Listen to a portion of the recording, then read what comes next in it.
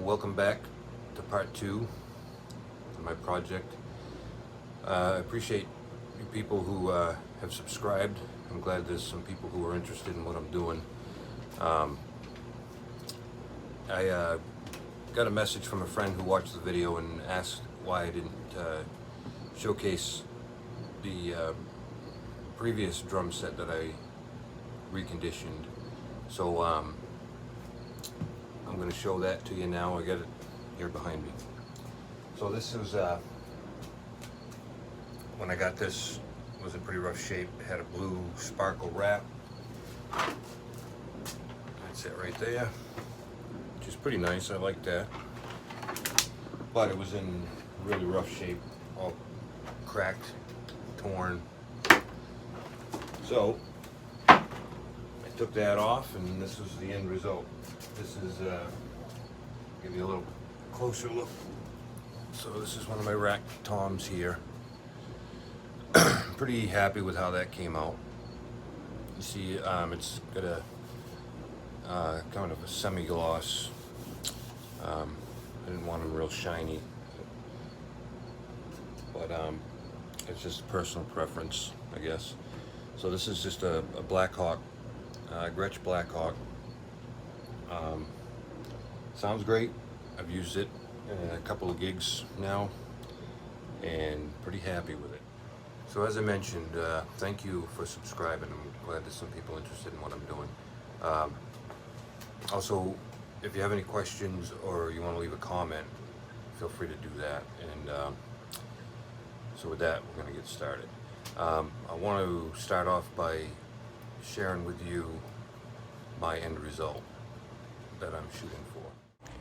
Okay, this is what I hope to achieve with this project. The only difference in this photo is it has chrome hardware and mine is black chrome. Okay, before I start something like this, I put a lot of thought into what I'm going to do before I do it, and I write that stuff down.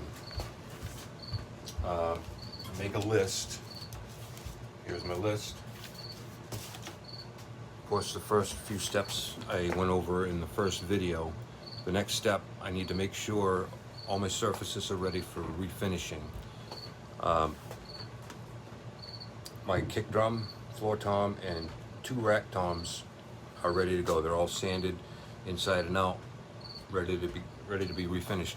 So like I mentioned in the last video, I have these hoops that need to be rewrapped with a veneer. I have a ash veneer that's going on the hoops and the snare drum. So that's what I'm going to do today. I'm going to go over that, the steps to making that happen.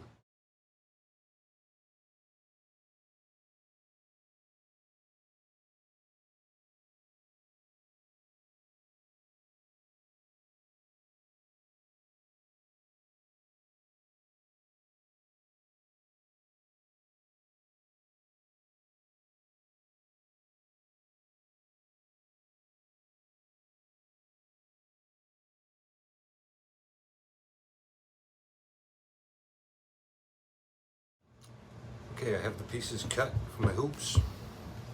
Cut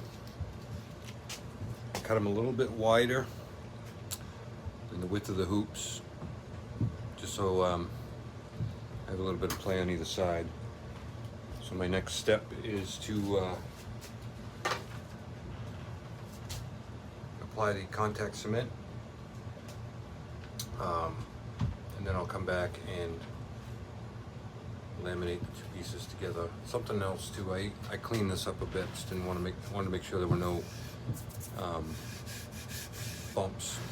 Get it fairly smooth because it'll show through on that veneer. So, and I also masked the soft edges and the inside just to protect it from getting any contact cement on that part. So I'm going to go ahead and start that, and then I'll come back. Well, I have the hoops finished, wrapped, veneer glued on. Unfortunately, I had some technical difficulty. I don't have any video I mean actually doing it. But I did do it. Believe me. There is a butt seam, naturally. I would have gone over that in the video. You can see right there, that butt seam. I gotta clean it up a little bit. I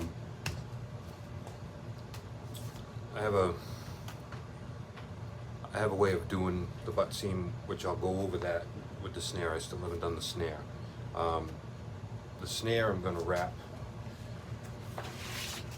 in maple rather than the ash. Not happy with the ash veneer that I have. I think the maple will do better on the snare. This is my maple veneer for the snare. It's just a better quality veneer, and I have it sitting around. So the snare here, you see I've masked it off so I get no contact cement on anything I don't want it on. I've carefully masked off the bearing edges because I don't want to get anything on those. So now it's ready to be glued. Let it tack up, and then I can carefully place the veneer. So I have to go in the other room to do the contact cement because it smells so bad. So I'll glue it up and then I'll come back.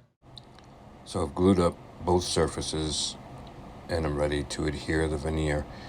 I start by putting the wax paper on where my seam is going to be, and that's where I begin laying it down.